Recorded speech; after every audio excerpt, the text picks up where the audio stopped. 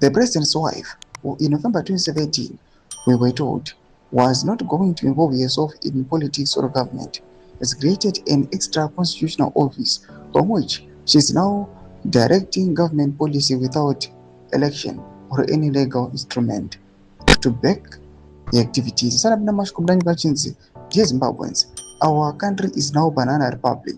Power is now being sexually transmitted. Don't was subscribe or like out on the bell icon. Timida Pangwa ino P6 and Enobrand Posta GT.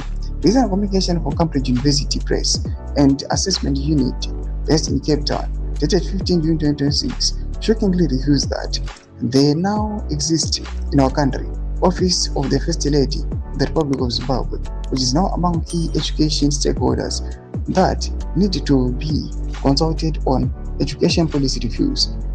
Fellow Zimbabweans, where in our constitution is the Office of the First Lady created, which provision of our constitution creates that office, and what functions is it prescribed to do? The Cambridge letter clearly shows that mnangagwa has a hand in the proposed changes, which initially sought to ban Cambridge examinations in Zimbabwe on the pretext that the Cambridge curriculum did not incorporate heritage-based curriculum.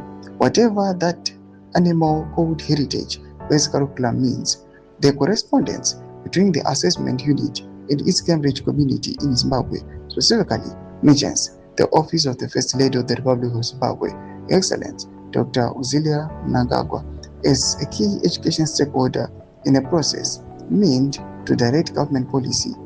This is as shocking as they come. We were told in 2017 that Grace Mugabe wanted to take over government at the state. These were speculations and propaganda. Today with correspondence from Cambridge showing exactly what his successor is doing, involving himself with government ministers outside the provisions of the law. Doma developments are good pangwa ino. Now section vedu zofungura edmore kudi pamsuru pechitwa ichi. So subscribe or like, chit on the bell.